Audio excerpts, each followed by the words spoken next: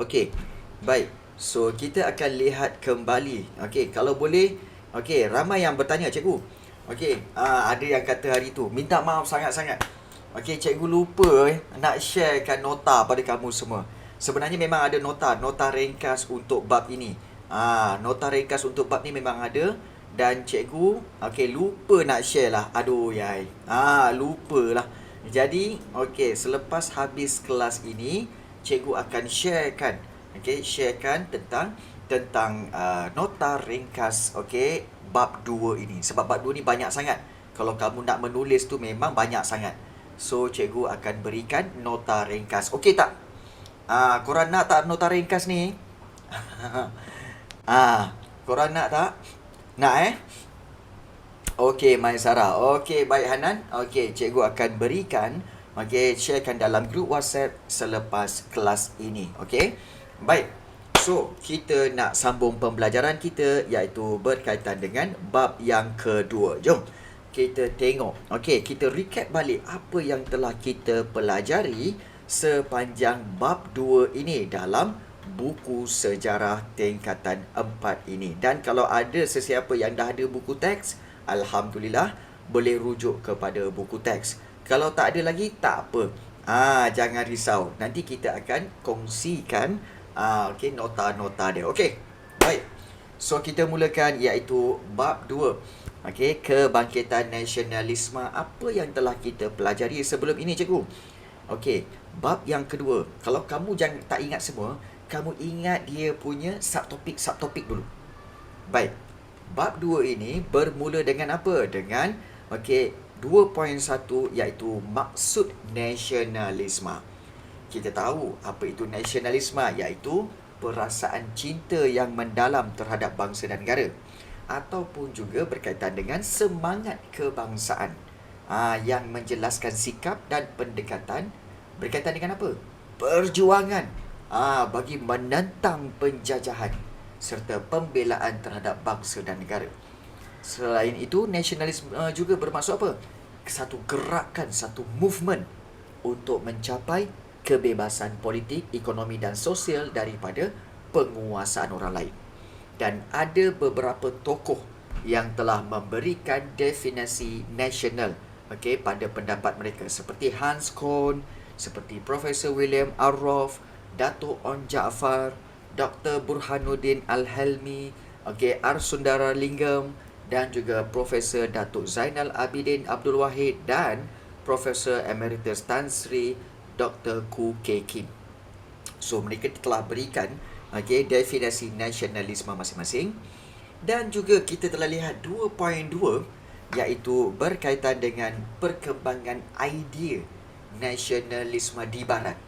Kita tahu idea nasionalisme ni bermula di barat, iaitu bermula di Revolusi Keagungan pada tahun 1688. Revolusi Keagungan tu di Britain. So pada tahun 1688 tercetus idea nasionalisme, semangat negara bangsa.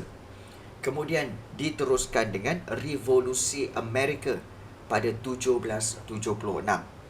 Dan kemudian diteruskan lagi dengan Revolusi Perancis pada 1789. So bermula daripada barat. Daripada barat itu dibawa ke Asia. Dibawa ke Asia iaitu kita telah lihat nasionalisme di India. Kemudian nasionalisme di China. Kemudian juga kita telah lihat nasionalisme di Empire Uthmaniyah dan juga Mesir. Kita dah tengok yang ini tentang gerakan Pan-Islamism dan gerakan Islah. Dan seterusnya kita telah lihat nasionalisme di Jepun. Okey. Tulis je, tulis je. Baik. Seterusnya kita telah lihat 2.4 iaitu apa lawak ke yang Melaka tu? Apa yang lawaknya? Mana ada Melaka kat sini? Okey. Baik. Perkembangan nasionalisme di Asia Tenggara, okey, daripada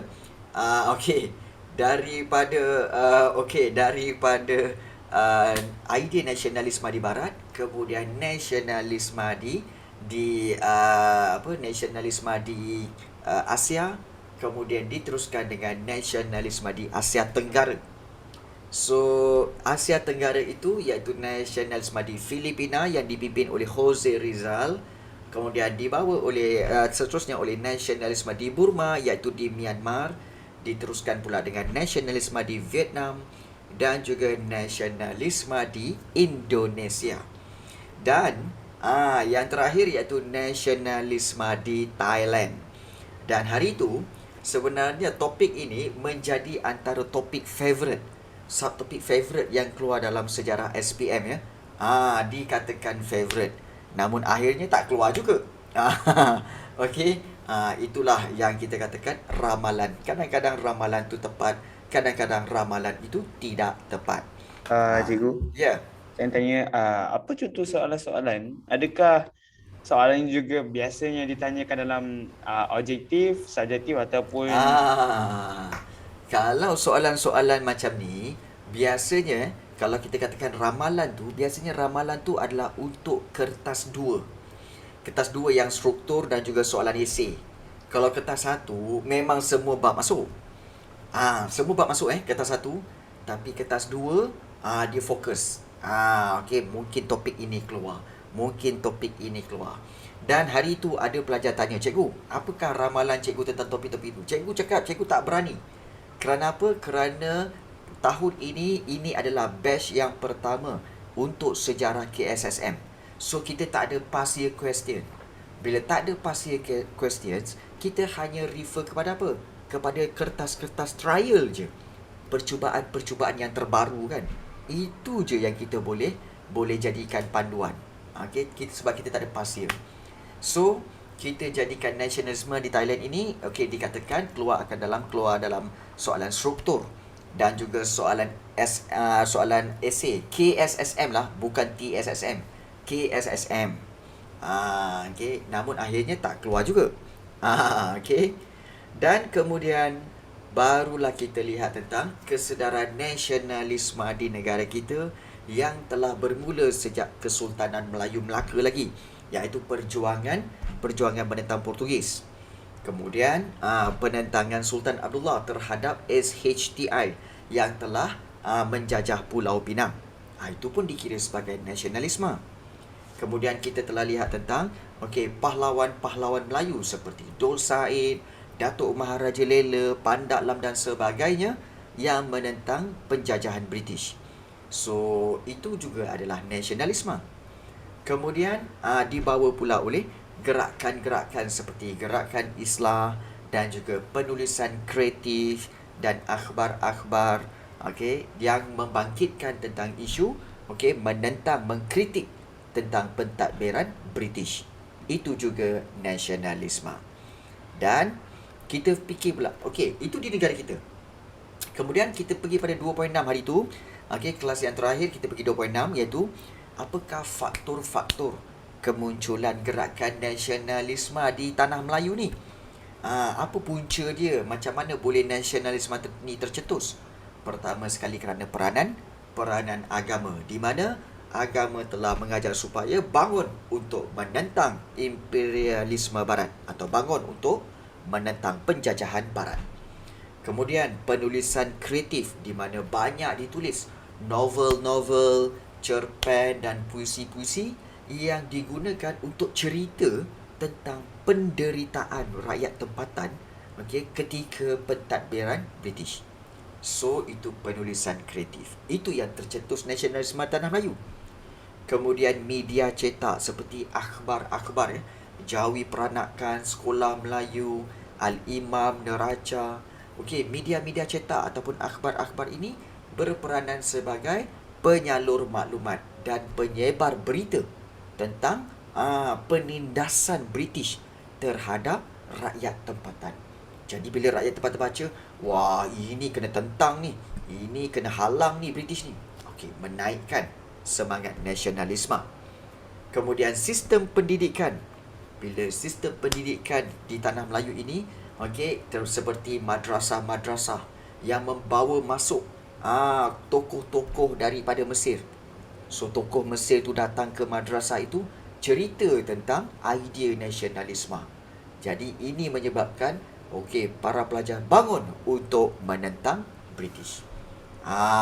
Dan juga seperti MCKK, Raffles Institution, mereka semua sekolah-sekolah ini telah melahirkan golongan pemimpin rakyat untuk menuntut hak. Itu sistem pendidikan. Kemudian kemunculan golongan-golongan intelektual. Maknanya muncul golongan bijak-bijak pandai seperti Datuk Muhammad Yunus Abdullah, okey, kemudian Abdul Kadir Adabi dan Ustaz Abu Bakar. So mereka inilah yang telah menyedarkan rakyat tentang nasionalisme. Dan yang terakhir, tulis je man, tulis. Okey, dan terakhir pengaruh luar dan serantau.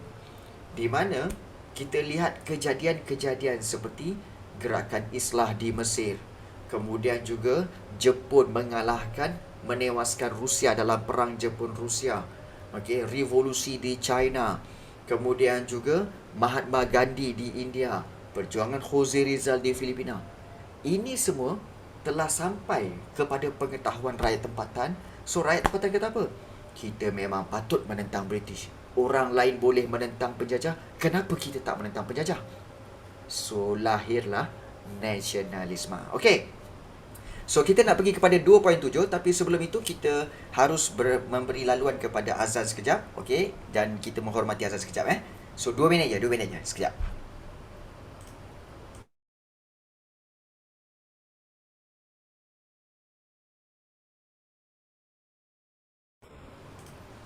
Okey, baik.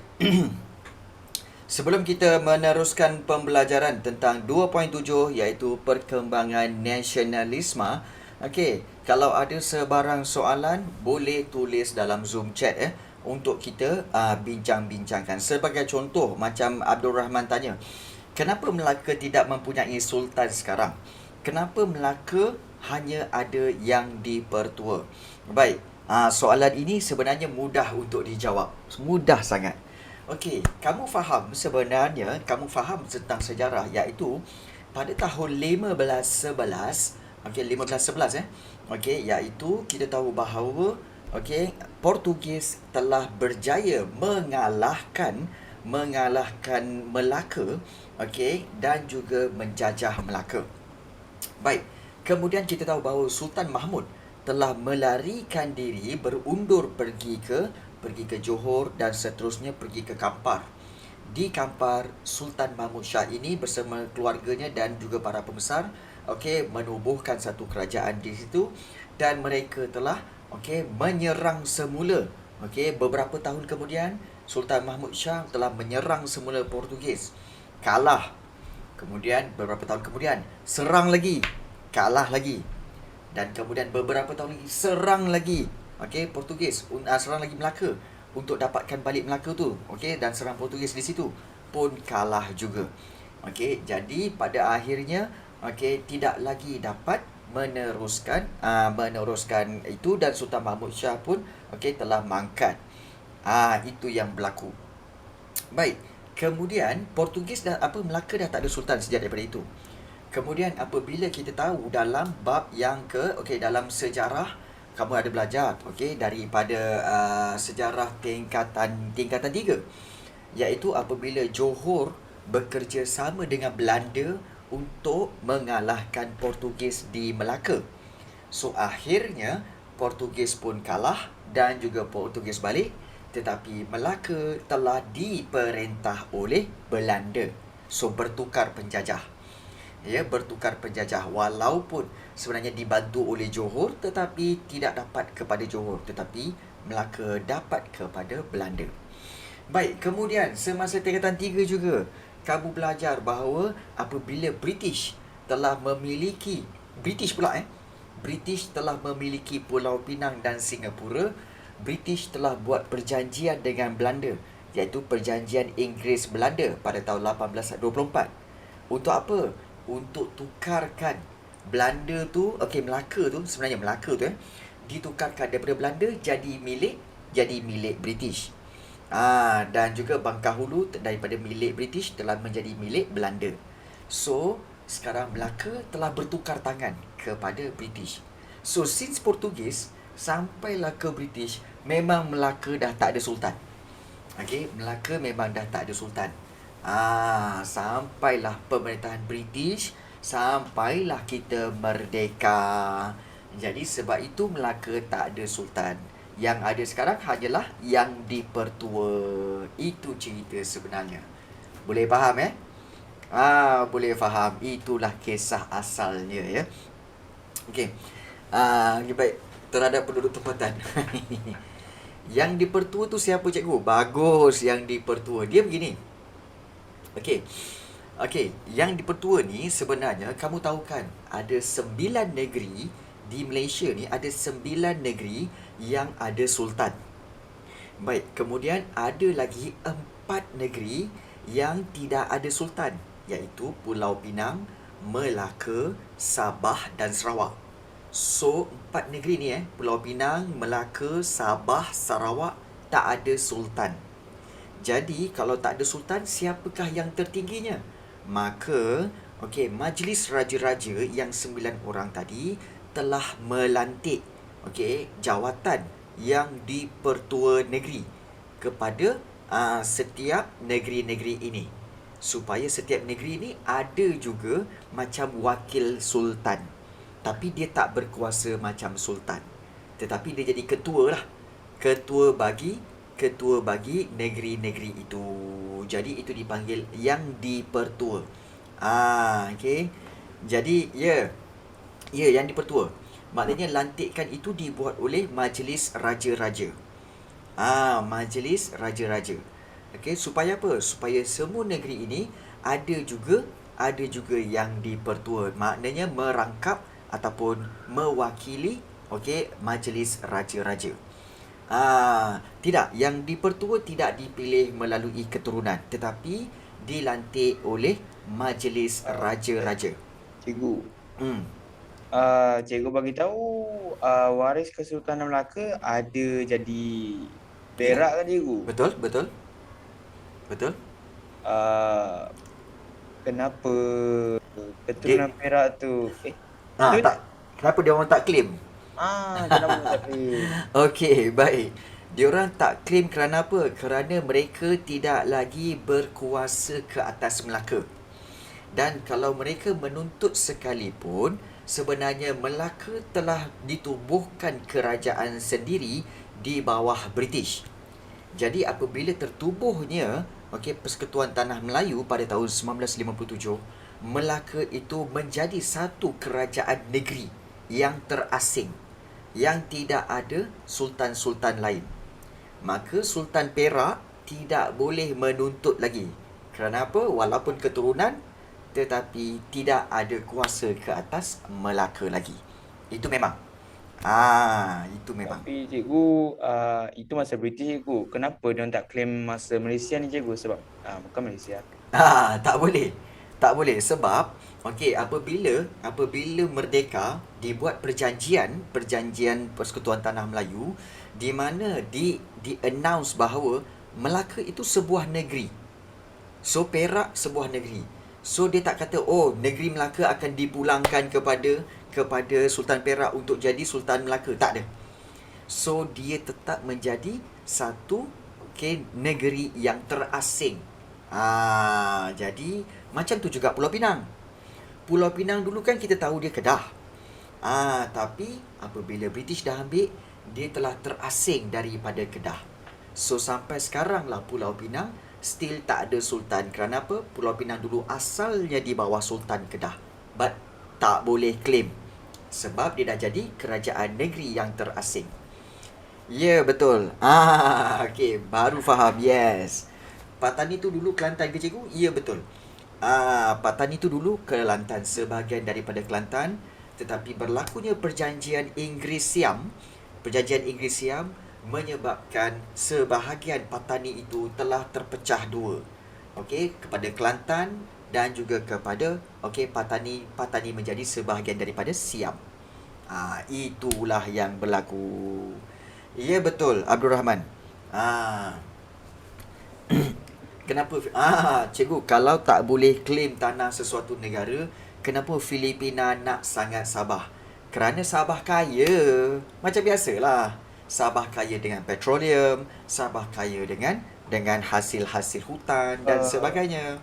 Cikgu, maksudnya sekarang negeri tu kalau dia ada yang dipertua, kalau Sultan nak claim tu dia tak boleh berdasarkan darah dah lah, tak boleh berdasarkan keturunan. Tak boleh. Tak boleh berdasarkan darah, tak boleh berdasarkan keturunan, tak boleh berdasarkan sejarah. Kan. Kalau dia nak claim, oh dulu tu keturunan aku punya tu dulu. Tak boleh. Okay, itu dulu. Itu dulu. Bak kata orang dulu kan. Nak cerita dulu. Dulu nenek aku pun cantik. Kan dia cerita macam tu. Nenek aku pun cantik dulu. Sekarang taklah kan. Nak cerita dulu tak boleh lah. Okay, yang dah lepas biarkan lepas. Okay, sekarang ini masa sekarang. So itulah yang berlaku kan. Kalau Sabah kaya hasil bumi, kenapa Sabah tak maju sekarang? Okey, Sabah kaya memang dengan hasil bumi, memang kaya. Cuma tidak ada, maknanya perindustrian ataupun kegiatan ekonomi yang aktif di Sabah. So kegiatan ekonomi yang tak aktif di Sabah menyebabkan kekayaan itu hanya terbiar di situ, belum dikeluarkan. Nampak tak? Jadi kalau ada banyak company yang buka petroleum, yang melombong petroleum, yang mengeluarkan hasil hutan, hasil bumi dan sebagainya, confirm Sabah kaya. But then tak ramai yang buat di sana. Jadi perindustrian masih kecil di Sabah. Sebab itu Sabah kaya tetapi belum dikeluarkan lagi hasil buminya. Sebab nak fokus kat Selangor ke? Tak. Okey, itu sebenarnya usaha kerajaan negeri, Wuskar. Kerajaan negeri itu atas usaha kerajaan negeri. Kerajaan negeri yang nak majukan, maka dia majulah. Anyway, Selangor ni memang maju kerana apa? Kerana berdekatan dengan KL, ibu negara, kemudian berdekatan dengan Putrajaya sebagai ibu pentadbiran. Jadi itulah tempias kemajuan diperoleh oleh Selangor. Ya. Macam mana Putrajaya boleh keluar dari Selangor? Putrajaya dia keluar daripada Selangor. Putrajaya tak keluar daripada Selangor. Ah, Putrajaya tak keluar daripada Selangor. Okey. Sekejap. Sebelum itu, korang punya soalan ni memang banyak. Kita belum mula lagi belajar ni. Okey ke ni? Untuk cikgu jawab soalan ni? Cikgu, nanti kan skip dah masa akhir kelas. Okey, yang lain-lain okey Sinten, Maisara, Zarif? Boleh Okey je? Okey. Baik. Okey, kalau semua okey, baik. Cikgu bagi tahu. Okey, Putrajaya tu sebenarnya dulu memang Selangor. Even Kuala Lumpur pun dulu memang Selangor punya.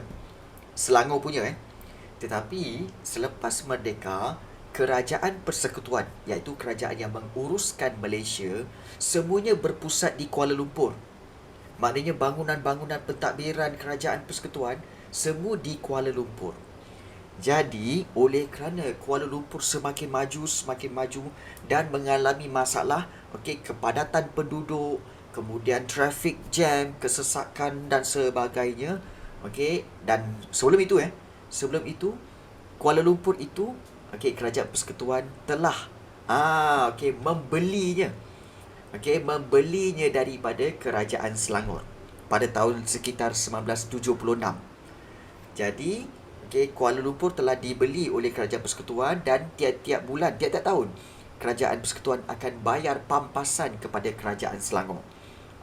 Kerana mengambil Kuala Lumpur untuk menjadi ibu negara dan pejabat pentadbiran Kerajaan Persekutuan. But then, apabila Kuala Lumpur semakin berkembang dan padat, so Kerajaan Persekutuan kata kita tak boleh lagi duduk sini lah. Kita kena cari satu lagi kawasan yang lain supaya tidak mengalami kesesakan dan pertambahan penduduk. Jadi, Kerajaan Persekutuan telah propose kepada Kerajaan Selangor untuk membuka satu kawasan di antara Serdang dan juga Dengkil. Serdang dan Dengkil ada satu kawasan yang penuh dengan kelapa sawit dan hutan. Jadi, dia propose pada Kerajaan Negeri Selangor. Kerajaan Negeri Selangor kata boleh nak ambil kawasan tu tapi kena bayar pampasan juga. Jadi bila bayar pampasan, dan Kerajaan Persekutuan pun telah bersihkan kawasan Putrajaya itu, dan memulakan pembinaan untuk pejabat-pejabat kerajaan dan sebagainya di Putrajaya, dan pembinaan itu maka lengkaplah, dah siap semua, dan pejabat-pejabat pentadbiran di Kuala Lumpur, diorang berpindah pergi ke Putrajaya.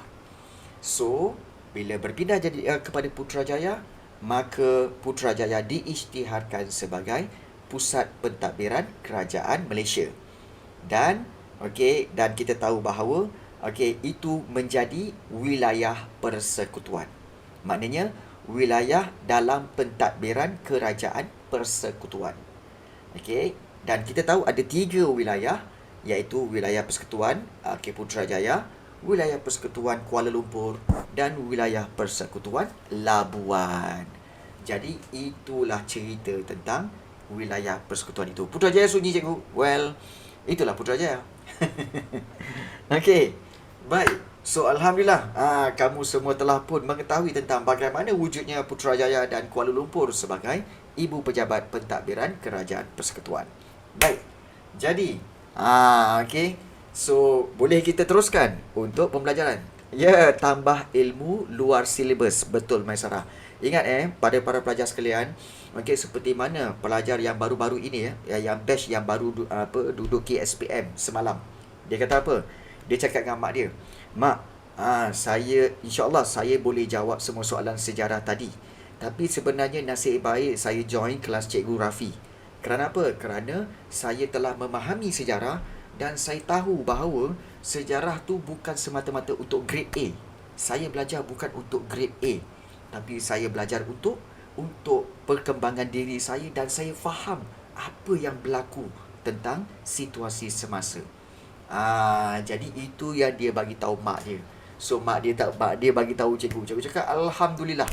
Cikgu bukan nak ajar korang semata-mata untuk A, tetapi untuk kamu faham, boleh guna dan sedar tentang apa yang berlaku pada masa sekarang." Itu paling penting. Yes. Okey. Baik.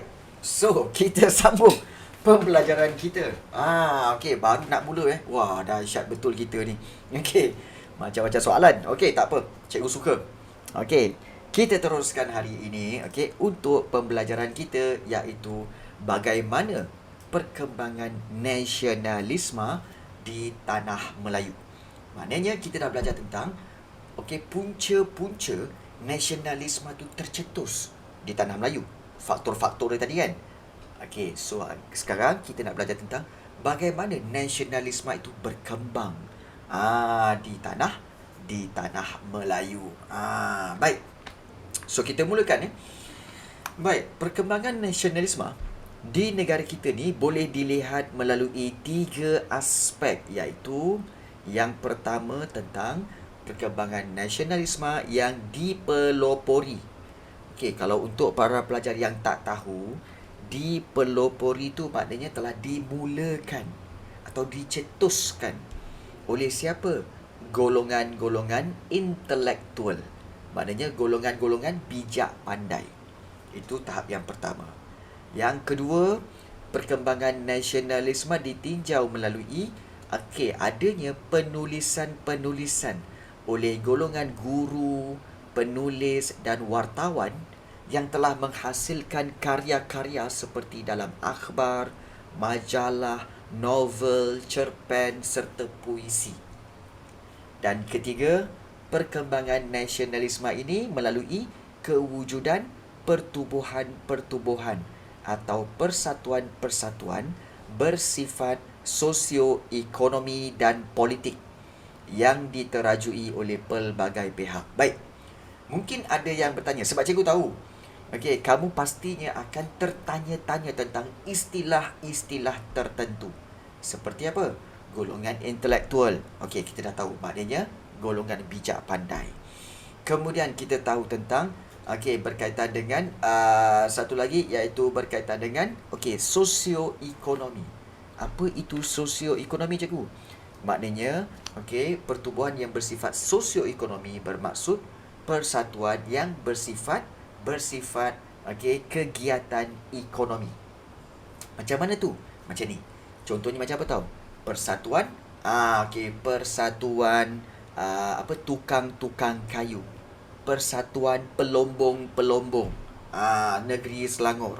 Persatuan penulis-penulis negeri Selangor. Persatuan pekerja-pekerja industri Selangor. Maknanya, pekerja-pekerja industri, kemudian juga penulis-penulis dan juga pelombong-pelombong, itulah dia sosioekonomi. Nampak tak? Persatuan bersifat sosioekonomi dan juga politik. Okey, persatuan politik tu macam mana? Macam parti-parti politik lah. Okey, UMNO, MCA, MIC, PAS dan sebagainya. So inilah mereka-mereka yang telah memperkembangkan nasionalisme. So kita tengok dulu yang pertama tentang perjuangan golongan intelektual.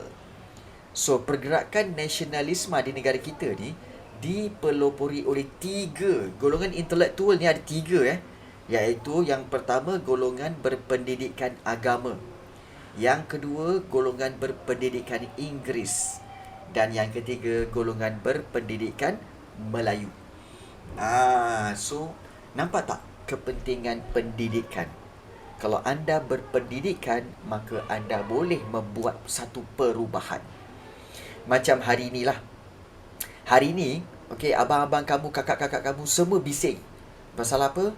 Pasal matematik moden, kertas SPM matematik moden. Cikgu, susah cikgu. Banyak soalan kebat. Ramai tak boleh jawab. Jadi banyaklah golongan-golongan berpendidikan seperti guru-guru tuition, guru-guru di pusat tuition dan juga guru-guru sekolah, diorang komplain. Kenapa soalan susah sangat? Kenapa soalan banyak kebat? Jadi, kritikan-kritikan ini daripada golongan-golongan inilah yang boleh membantu membuat perubahan. Nampak tak? Jadi, perjuangan golongan bijak pandai ni penting sebenarnya. So, sebab itu kamu semua kena jadi golongan bijak pandai supaya boleh membuat perubahan.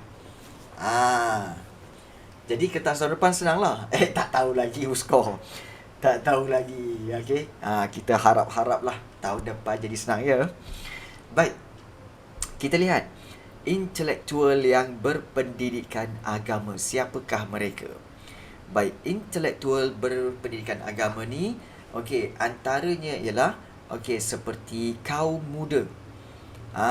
Kaum muda yang menyalurkan idea melalui gerakan islah dan menjadikan agama Islam sebagai asas kemajuan untuk dunia dan akhirat.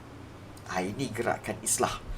Okey, tokoh-tokoh dia siapa cikgu? Seperti Syekh Muhammad Tahir Jalaluddin, kemudian Syed Syekh Al-Hadi dan juga Haji Abbas Muhammad Taha. Inilah orang-orang dia. Kalau kamu tengok, inilah dia. Okey, Syekh Muhammad Tahir Jalaluddin, Syed Syekh Al-Hadi dan juga Haji Abbas Muhammad Taha. Okey, Timur Tengah tu sebenarnya kawasan-kawasan Arab. Okey, tanah-tanah Arab. Okey, Arab Saudi, UAE, Dubai, Yaman, Mesir. Itu Timur Tengah. Bukan ke barat, tak. Barat dia refer lebih jauh lagi, iaitu barat ni merujuk kepada Eropah dan juga di kawasan Amerika. Itu dipanggil barat. Itu dipanggil barat. Kalau yang Mesir, Arab Saudi, itu Timur Tengah. Timur Tengah, ya. Baik.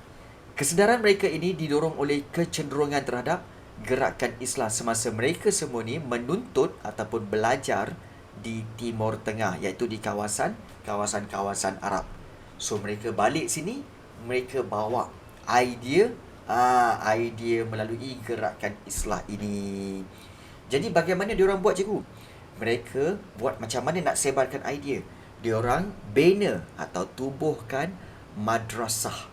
Madrasah tu apa, cikgu? Iaitu madrasah tu ialah sekolah. Diorang tubuhkan sekolah, okey, untuk menyebarkan fahaman Islah. Dan kesedaran pentingnya pendidikan menyebabkan lebih banyak madrasah ditubuhkan yang membawa kesan positif kepada masyarakat. Maknanya, lebih banyak sekolah ditubuhkan, maka lebih banyaklah yang dapat idea-idea nasionalisme itu. So, antara madrasah yang ditubuhkan ini termasuklah Madrasah Al-Atas di Johor Bahru, Madrasah Al-Khairiyah Al-Islamiyah di Pokok Sena, Kedah, dan Ma'had Al-Ihya Al-Sharif di Gunung Sebanggul di Perak. So mereka bawa idea kat situ, kat sekolah-sekolah tu ya. Jadi pelajar-pelajar yang join sekolah tu, membawa kemajuan dan pemodenan daripada aspek sikap serta tafsiran terhadap Islam. Selain itu, wanita turut diberikan peluang belajar di madrasah-madrasah itu ya. So, pembentukan intelektual, maknanya pembentukan kebijaksanaan ya, baharu Islam ini mendorong mereka berusaha menyatukan rumpun Melayu, menyatukan orang-orang Melayu dan memajukan Islam melalui pentafsiran baharu seperti yang dibawa oleh reformis Mesir. Reformis Mesir ni maksudnya adalah tokoh-tokoh yang nak buat reformasi, nak buat perubahan di Mesir. Diorang ni tiru daripada orang-orang yang nak membuat perubahan di Mesir itu. So macam mana mereka menyebarkan idea?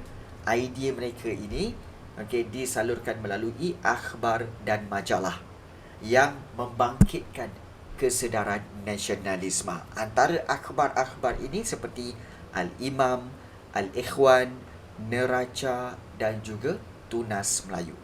Kalau kamu tengok di sebelah kiri ni, kalau kamu nampak ni, di sebelah sini ada akhbar iaitu Al-Imam. Nampak tak? Dalam tulisan Jawi ini dipanggil Al-Imam, iaitu ditulis Al-Imam, iaitu a monthly publication daripada Singapura. Dan apakah cerita dalam akhbar Al-Imam ini? Baik, ceritanya tentang Al-Imam telah diterbitkan pada 23 Julai 1906, mengandungi garapan idea ulama yang menyeru umat Islam agar kembali kepada ajaran Islam yang sebenar, berpandukan Al-Quran dan hadis. So, akhbar ini turut memuatkan ada perselisihan pendapat antara kaum muda dengan kaum tua tentang beberapa isu yang berkaitan dengan agama. So, akhbar ini berkembang di negeri-negeri Selat dan kawasan lain di alam Melayu. Sementara itu, akhbar Neraca lantang menyuarakan rasa tidak puas hati terhadap penjajah British.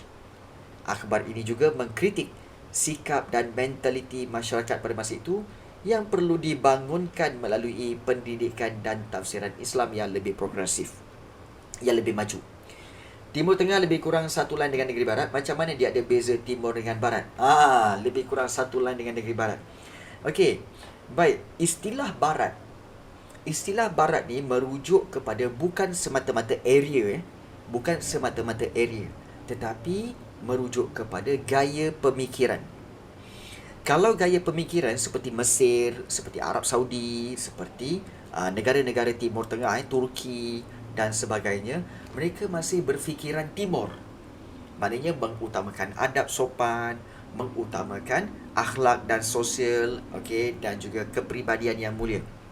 Tetapi, apabila disebut Barat ni kita tahu daripada, kalau dari segi geografinya, negara-negara seperti Portugal, Spanyol, Britain, Jerman dan sebagainya, serta termasuklah sampai ke Amerika dan Kanada. So, itu dipanggil Barat. Dan Barat ini berbeza kerana apa? Idea kehidupan mereka berbeza, di mana idea Barat ini lebih kepada free, kebebasan.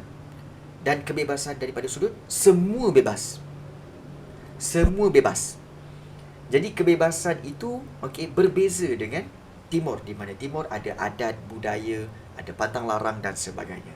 So ini yang membezakan Timur dan Barat. So Timur dan Barat tak semestinya area, tetapi gaya pemikiran. Jadi yang mana lebih baik? Gaya pemikiran Timur atau gaya pemikiran Barat? Mana yang kamu rasa lebih baik? Gaya pemikiran Timur atau gaya pemikiran Barat? Yang mana lebih baik? Kamu rasa? Secara umumnya gaya pemikiran Timur. Ya, betul. Memang Spanyol nak kuatkan agama Kristian, tetapi harus diingat, agama Kristian juga sebenarnya berpecah-pecah kepada mazhab Katolik, mazhab Protestan, dan juga banyak lagi. Sebab itu agama Kristian tak dapat nak kuat. Kerana apa? Ada berlaku perpecahan. Perpecahan. So, itu yang berlaku antara Timur dan juga Barat. Dan kamu kena ingat kebebasan yang diamalkan oleh Barat itu sehingga ke tahap di mana lelaki boleh berkahwin dengan lelaki, perempuan boleh berkahwin dengan perempuan. Cikgu rasa memang itu kebebasan. Tapi kebebasan yang melanggar hukum alam. Kan? Bayangkan kalau ayam jantan kahwin dengan ayam jantan. Agak-agaknya dapat telur tak? Dapat tak telur ayam? Tak dapat. Betul tak? Jadi, keterlaluan. Yes. Keterlaluan. Jadi, itu je kita dapat bezakan. Sedangkan binatang pun, haiwan pun tahu. Kalau nak kahwin, jantan kahwin dengan betina. Kalau nak betina, kahwin dengan jantan. Itu binatang. Kalau manusia pun tak dapat bezakan, manusia nak kahwin laki dengan laki, perempuan dengan perempuan, maknanya apa? Level manusia lebih rendah daripada haiwan. Tak malu ke? Betul tak? Tak malu ke kamu ni lebih teruk daripada haiwan? Kan? Ya. Haiwan pun boleh fikirlah. Jantan kahwin dengan betina. Memalukan, betul. Sangat memalukan. So, pemikiran sebegitu tidak boleh. Okey. Cikgu kenapa jarang dengar tentang akhbar-akhbar yang ada dalam buku teks? Sebab akhbar-akhbar tu dah tak wujud lagi. Dah pupus, dah tak wujud lagi dah okey. Seperti akhbar-akhbar tadi seperti Al-Imam, Al-Ikhwan, Neraca dan juga Tunas Melayu. Dah pupus dah. Dah pupus. Okey. So, itu adalah perjuangan golongan intelektual, iaitu intelektual berpendidikan agama. Manakala kita nak lihat bagaimana intelektual berpendidikan Inggeris. Harus diingat bahawa intelektual di tanah Melayu juga ada yang berpendidikan Inggeris di mana Maktab Melayu Kuala Kangsar ataupun MCKK. Ada pelajar-pelajar sini yang daripada MCKK? Tak ada dah. Ada tak pelajar-pelajar dalam kelas kita ni yang daripada MCKK? Tak ada okey, baik. So, Maktab Melayu Kuala Kangsar MCKK yang ditubuhkan pada tahun 1905 ini telah melahirkan intelektual atau bijak pandai yang berpendidikan Inggeris dan berperanan dalam perkembangan nasionalisme. Maktab ini pada asalnya ditubuhkan untuk melatih anak-anak bangsawan. Maknanya anak-anak raja, anak-anak kerabat-kerabat diraja, anak-anak pembesar belajar kat sini. Untuk apa? Untuk diserapkan dalam pentadbiran kerajaan British.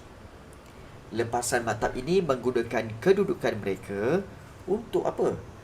Menyuarakan hak bagi mendapat pendidikan untuk orang-orang Melayu. Jadi diorang ni tuntut. Okey.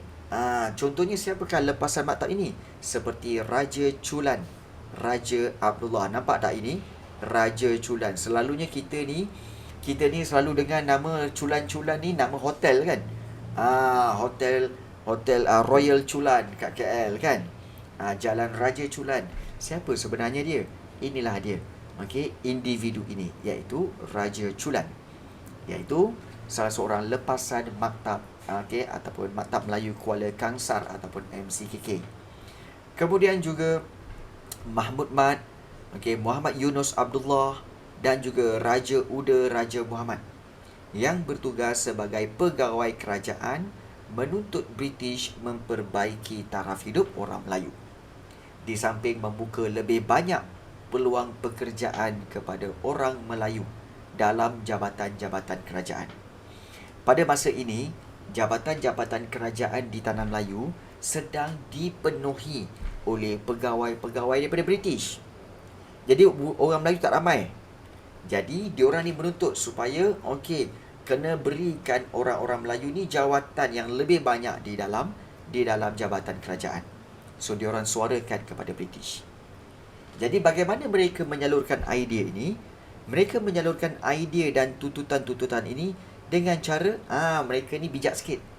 mereka berbaik-baik dengan British serta menggunakan akhbar seperti Warta Malaya, Lembaga Malaya dan utusan Melayu. Rasanya daripada banyak-banyak akhbar ni, utusan Melayu tu yang masih ada. Sebab utusan Melayu itu telah ditukar namanya menjadi utusan Malaysia. Bukan lagi utusan Melayu, utusan Malaysia. Tu ada lagi sampai sekarang. Ada beli ke surat khabar korang ni? Ada lagi beli surat khabar? Ada Ke dah tak ada dah? Dah tak ada Dapat free. Baca free je. Oh ya ke? Ada yang Cosmo. Okey. Baca free je. Cat MCKK belajar apa? Sebenarnya sekarang ni, MCKK sebenarnya, kalau untuk pengetahuan kamu, MCKK tu sebenarnya sekarang ni jadi sekolah. Dia sekolah. Tapi sekolah untuk pelajar-pelajar yang terpilih. Pelajar-pelajar yang terpilih, di mana mereka akan mempelajari sama macam pelajaran korang ni, iaitu adalah semua ni. Sejarah, matematik, apa semua memang sama. Memang sama sahaja. Tapi sekolah ni sekolah elit lah. Yes, betul. Sekolah ni sekolah yang kira, tapi sekarang ni ramai juga rakyat biasa yang dah masuk join sekolah MCKK tu ya. Ramai. Dan kebanyakan mereka telah pun menjadi pemimpin lah.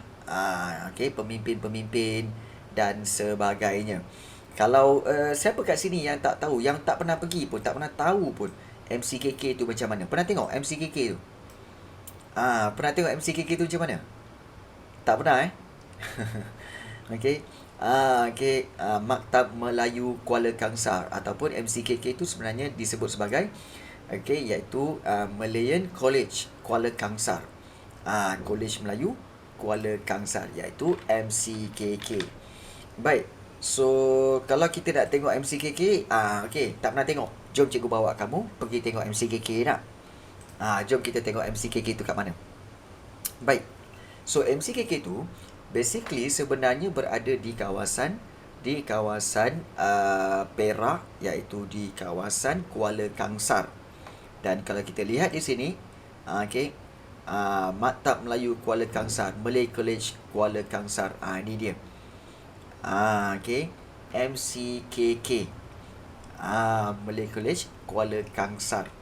So ini memang kompleks MCKK, di mana di sini banyak terdapatnya bangunan-bangunan sekolah kat situ.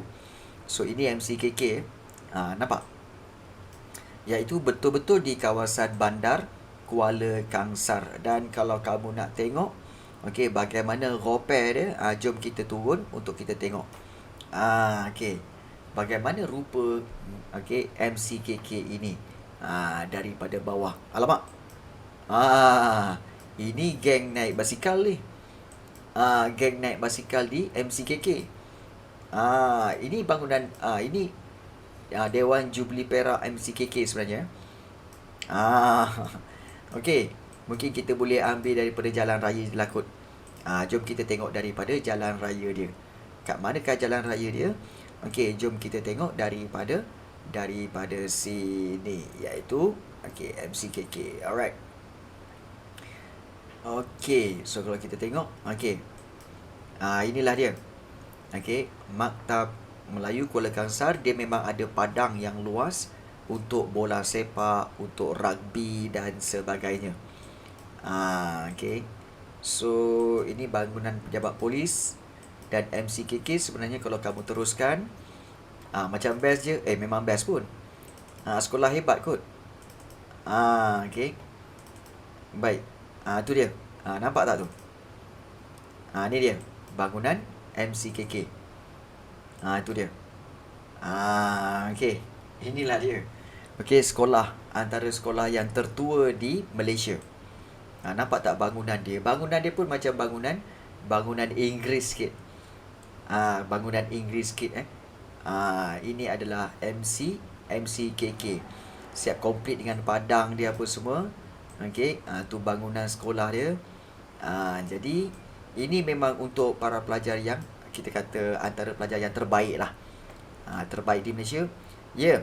Uh, ya, mesti best dapat belajar sini. Yes, betul. Memang best lah sebenarnya.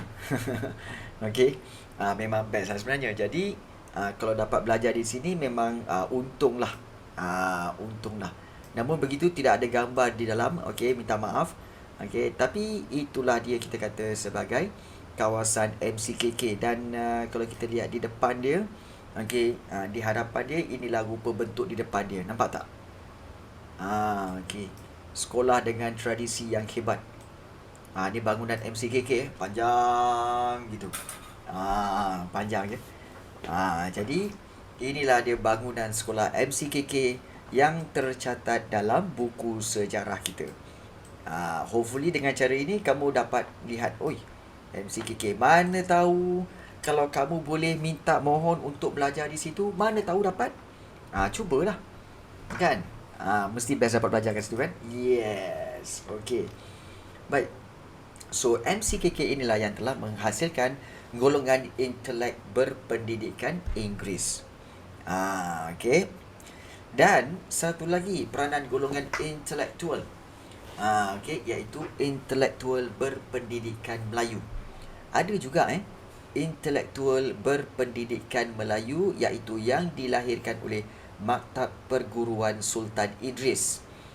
Sekarang ni jadi UPSI, UPSI, Universiti Perguruan Sultan Idris. So ditubuhkan pada tahun 1922, berjaya melahirkan semangat kesedaran bangsa melalui usaha seperti berikut, iaitu peranan guru-gurunya. Antara guru yang hebat di Maktab Perguruan Sultan Idris ni adalah seperti O.T. Dusek, kemudian Abdul Hadi Hassan, Abdul Hadi, Abdul Manan dan juga Harun Aminur Rashid. Ini orang hebat-hebat ni ya. Kalau kamu ingat lagi, okey, Abdul Hadi Hassan pernah memberikan definisi tentang apakah maksud sejarah. Dan apakah maksud warisan negara bangsa. Abdul Hadi Haji Hassan. Dan beliau berjaya meniupkan kesedaran dalam kalangan pelajar sehingga lahir ramai tokoh-tokoh penulis dan juga nasionalis. Tapi paling penting sebenarnya NPSI ni telah mewujudkan apa tahu? Satu dipanggil apa tahu? Pejabat Karang Mengarang. Wush. Apa itu pejabat Karang Mengarang? Maknanya ada satu pejabat untuk membuat karangan-karangan. Buat karangan? Siapa kat sini suka buat karangan? Siapa sini suka buat karangan BM? Siapa kat sini suka buat karangan BM? Memang tak lah ya. Farisha Azhara memang tak. Siapa lagi? Memang tak Memang korang tak Oh, Amira Sharafana. Okey, baik, bagus. Okey. Bukan semua orang suka karang mengarang bukan semua orang suka buat karangan. Karangan BI je cikgu. Oh ya ke? Namun begitu, di MPSI diwujudkan satu pejabat untuk buat karangan dia. Karangan banyak-banyak. Dengan ketua penterjemahnya ialah Zakbar. Zakbar ni Zainal Abidin Abdul Wahab. Telah berjaya menghasilkan buku-buku yang berkualiti. Di samping menjadi pemangkin ataupun pencetus untuk mengasah bakat pelajar dalam usaha membangkitkan semangat kebangsaan. So, antara tokoh nasionalis yang muncul daripada kepesatan karya pejabat ini termasuklah Buyung Adil dan juga Abdul Hadi Hassan daripada pejabat Karang Mengarang ni. Kemudian kemasukan bahan-bahan bacaan daripada Timur Tengah dan Indonesia menjadikan SITC ataupun kita kata Sultan Idris Teaching College.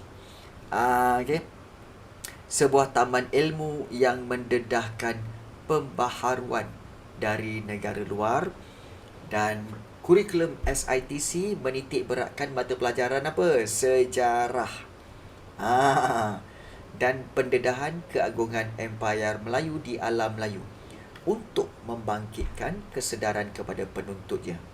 Tetapi ada juga mata pelajaran anyaman dan kesihatan serta sukan yang dianggap penting dalam kurikulum di SITC, Dan pada tahun 1929 lahirlah pertubuhan Ikatan Pemuda Pelajar dan Ikatan Semenanjung Borneo yang akhirnya melahirkan persatuan radikal iaitu Kesatuan Melayu Muda, KMM. KMM ini kamu akan belajar dalam bab yang kelima dan juga yang keenam, di mana KMM ni sangat-sangat agresif dalam memprotes berkaitan dengan pentadbiran British. So ada soalan tanya, cikgu, pernahkah penduduk tempatan melakukan protes terhadap British dalam usaha nasionalisme? Okey, baik, sebenarnya protes terhadap British ni sebenarnya berlaku, tetapi semasa Malayan Union. Dan semasa Malayan Union, kamu lihat ramai penduduk-penduduk tempatan telah melakukan demonstrasi protes terhadap British pada tahun 1946. Tapi itu kamu akan belajar dalam bab yang keempat. Sabarnya bab 4 nanti. Sabar, bab 4 nanti. Okey, jadi kita lihat bahawa sebenarnya peranan golongan intelektual ni penting. Iaitu kalau kita lihat sama ada intelektual tu berpendidikan agama ke, ataupun berpendidikan Inggeris ke, ataupun berpendidikan Melayu, tugas utama mereka apa? Menyebarkan idea nasionalisme kepada penduduk tempatan. So, dengan cara itu mereka telah membangkitkan semangat nasionalisme. So, ada yang bertanya, cikgu, saya pernah baca pasal kaum muda. Mereka didakwa ajaran yang agak ekstrim sehingga berselisih dengan agama Islam. Betul ke? Okey, bagus soalan kamu ni, Usko. Baik, sebenarnya begini. Agama daripada dulu, daripada zaman kita kata pentadbiran Belanda, pentadbiran British awal-awalnya, agama dianggap sebagai hanya semata-mata ritual. Iaitu agama ini sebenarnya hanyalah untuk ibadah, sembahyang, puasa, zakat dan sebagainya. Tetapi untuk pertanian, untuk perdagangan, untuk ekonomi dan sebagainya tidak ada unsur Islam. Tidak ada unsur Islam. Datang kaum muda. Kaum muda datang, kaum muda kata apa? Tak betul. Sebenarnya kalau ibadah itu, Islam itu sepatutnya seluruh hidup. Iaitu bukan sahaja solat, zakat, puasa dan sebagainya, tetapi termasuk apa? Cara pembelajaran, cara hidup, kemudian juga kegiatan ekonomi, perdagangan, pertanian, semuanya ada kaitan rapat dengan Islam. Jadi, muncullah kaum tua. Kaum tua yang mempertahankan Islam yang awal dia. Iaitu apa? Islam itu hanyalah ritual. So, datang kaum muda kata, tak boleh. Kaum muda kata Islam ini seluruh hidup. So, ada clash kat situ. Dan untuk kalau ikutkan kaum tua, dia kata apa? Kalau nak solat, kalau nak sembahyang, mesti pakai songkok, mesti pakai baju Melayu, mesti pakai kain. Mesti. Tak boleh tak ada tu. Kalau tak ada, tak boleh.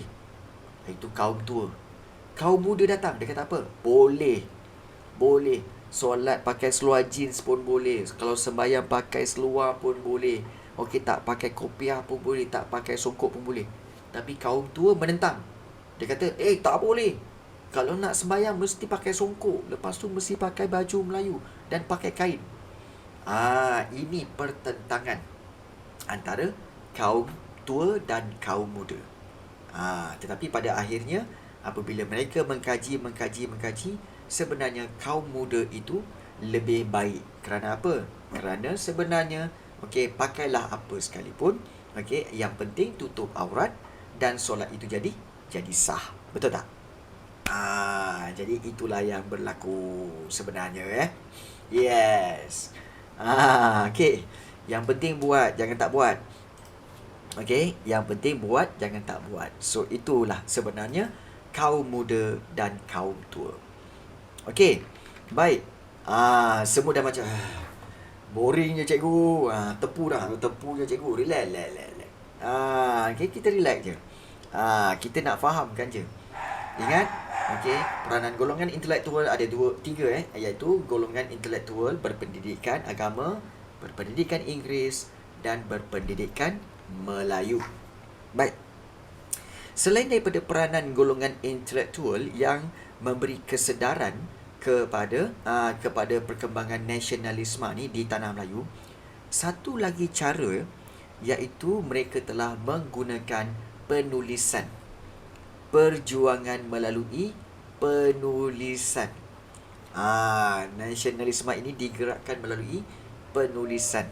Maknanya apa yang mereka tulis oleh tokoh-tokoh nasionalis melalui akhbar, majalah, novel, cerpen dan puisi. So contoh akhbar dan majalah kalau kita lihat akhbar dan majalah dulu sebelah kiri akhbar dan majalah memang memainkan peranan dengan apa yang dibuat akhbar dengan majalah ni, iaitu mengetengahkan.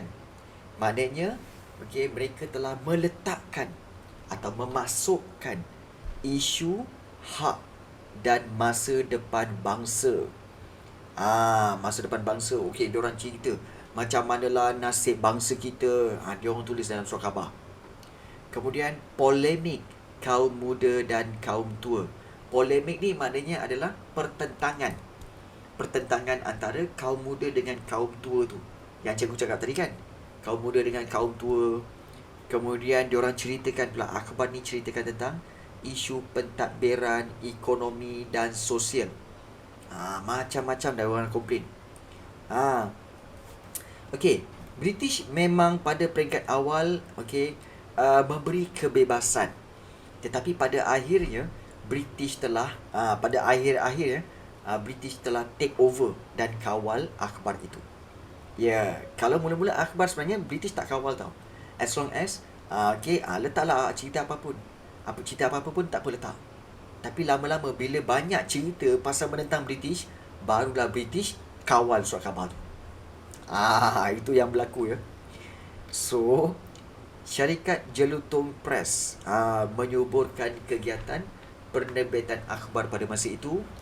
So, intelektual yang berpendidikan Melayu dan juga Inggeris turut terlibat dalam perkembangan persurat khabaran Melayu pada awal abad ke-20 seperti Muhammad Yunus Abdullah.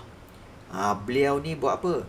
Dialah leader bagi akhbar utusan Melayu dan juga lembaga Melayu. Kemudian muncul pula akhbar seperti Warta Malaya, Warta Jenaka, Fajar Sarawak, Majlis dan Majalah Guru.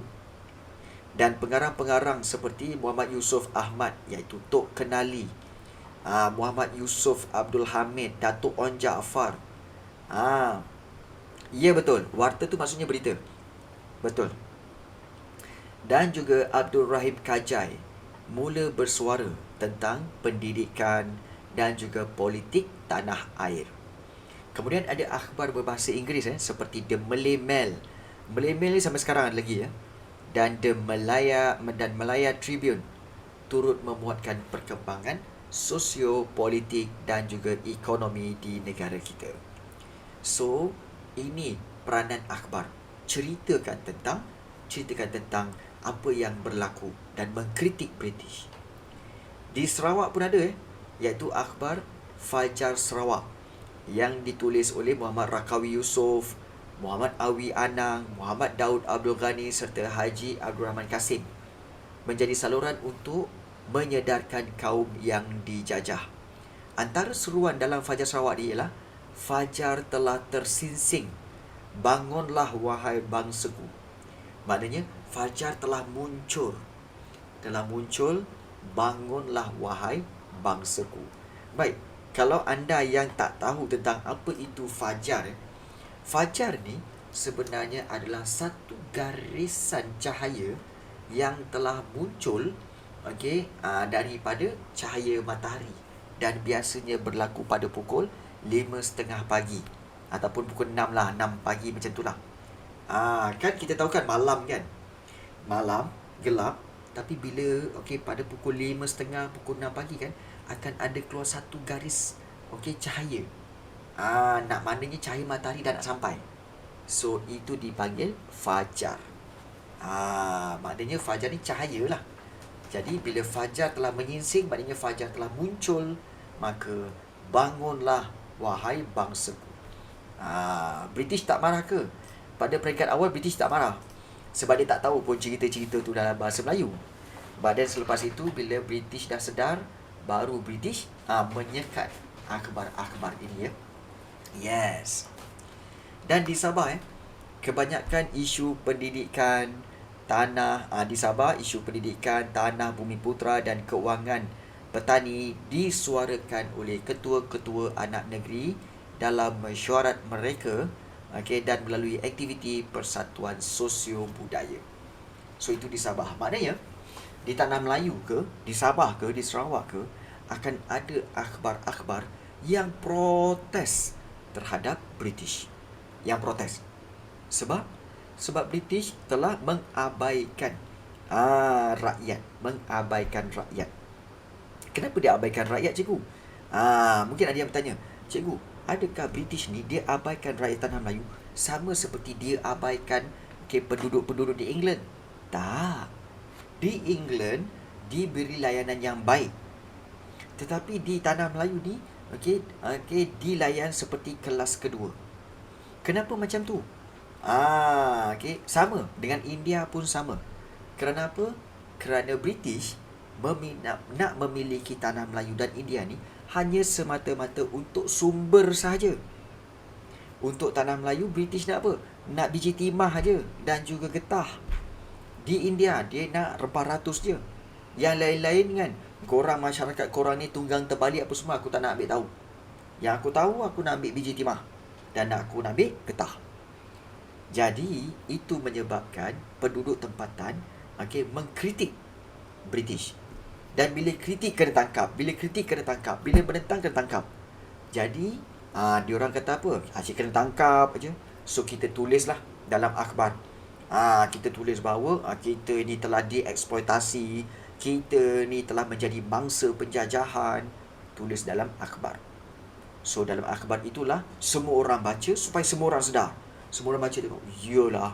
Dan pada waktu itu barulah mereka akan pandang British dengan pandangan yang diorang ni tak bagus, diorang ni menjajah negara kita. You see? Timbullah kesedaran nasionalisme. Itu sebenarnya. Yes, kita memang telah dieksploitasi, ya, digunakan. Dan bukan saja akhbar dan majalah di tanah Melayu, yang berbahasa Melayu ataupun berbahasa Inggeris, malah kita lihat ada je akhbar masyarakat Cina dan India. Seperti kalau kita lihat di sini, ya, editor akhbar Cina biasanya merangsang akhbar-akhbar Cina merangsang pemikiran masyarakat Huaqiao. Huaqiao ni maksudnya orang-orang Cina yang ada di seberang laut, iaitu orang-orang Cina yang berada di luar negara Cina. Dia bagi tahu tu apa? Wahai orang-orang Cina yang berada di luar negara Cina, sila kekalkan identiti kamu sebagai Cina. Perjuangkanlah nasib wanita dan semailah perasaan cinta akan negara Cina. Itu pada peringkat awal akhbar-akhbar ni, ya.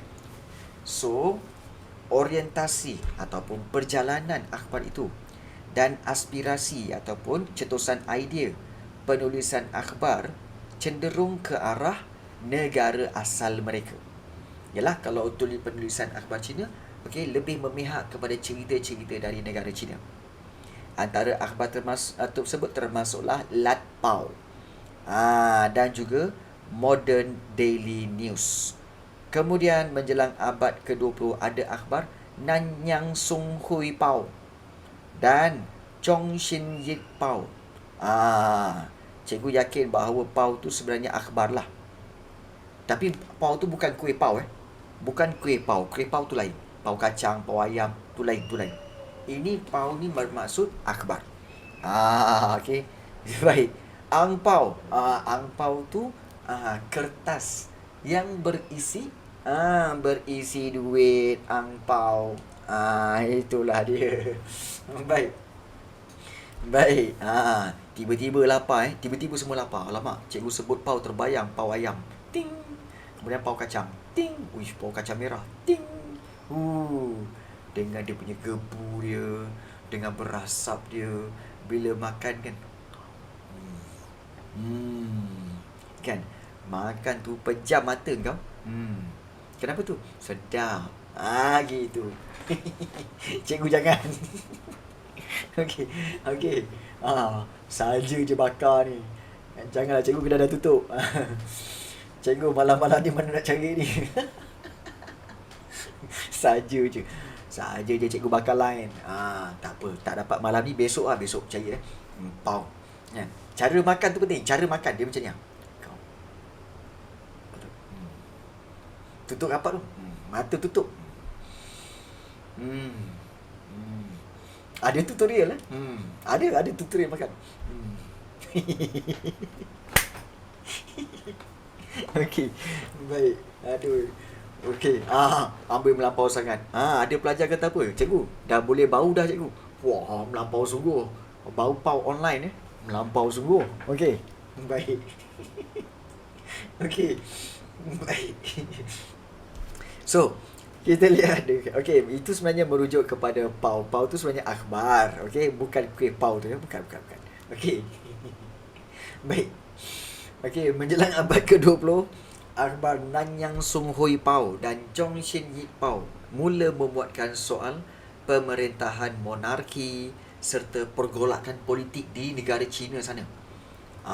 Menjelang ya, betul. Ya. Saya soalan. Adakah semasa penjajahan ini berita ini sampai kepada rakyat England? Okey. Itulah tentang yang cikgu cakap dia layan orang Melayu macam kelas 2 tu. Okey. Adakah berita ni sampai dekat rakyat England?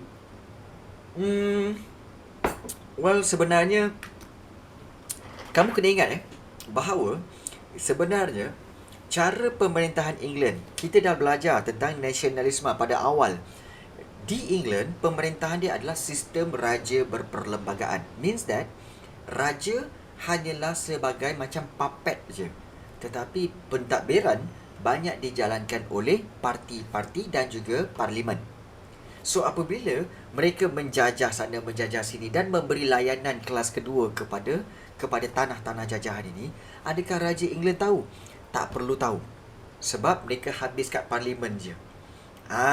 Mereka habis kat parlimen je. Jadi mereka menjalankan, bagi mereka hanya menjalankan apa yang patut dilakukan. Dan kesimpulannya diorang tak kisah dengan kita pun. Tak kisah pun tentang kita sebenarnya. Tak kisah pun. Itulah yang berlaku. Kalau raja dia tahu pun mungkin tak boleh buat apa-apa. Sebab apa? Sebab raja dia masih tertakluk di bawah pentadbiran kerajaan dalam parlimen tu. Yes. Right. Baik. So, menjelang tahun 1999, orientasi penulisan lebih bersifat anti-imperialisme, iaitu anti penjajahan. So, sekitar tahun 1930-an, akhbar Nanyang Siang Pao. Ni, Nanyang Siang Pao sampai sekarang ada lagi akhbar ni di Pulau Pinang mula memperjuangkan soal kesatuan sekerja dan keadilan sosioekonomi bagi masyarakat kelas bawahan. So, Nanyang Siang Pao ni memang ada lagi. Dan masyarakat India pula cenderung menerbitkan akhbar walaupun beroperasi dalam tempoh yang singkat. Tapi kandungan cerita akhbar-akhbar India ni memperjuangkan tentang kepentingan politik dan sosial masyarakat India di negara kita ni. So, antaranya termasuklah Tamil Nesan. Cikgu yakin Tamil Nesan ni masih ada lagi. Dan juga Tamil Murasu. Tamil Murasu ni cikgu tak tahu. Tapi Tamil Nesan ni ada lagi sampai sekarang.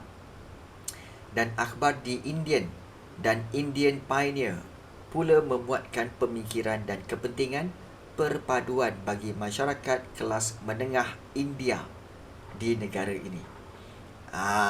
Akhbar Tamil Nesan yang pada awalnya diterbitkan oleh peniaga India turut melaporkan perkembangan di India dan kepentingan sosiopolitik masyarakatnya.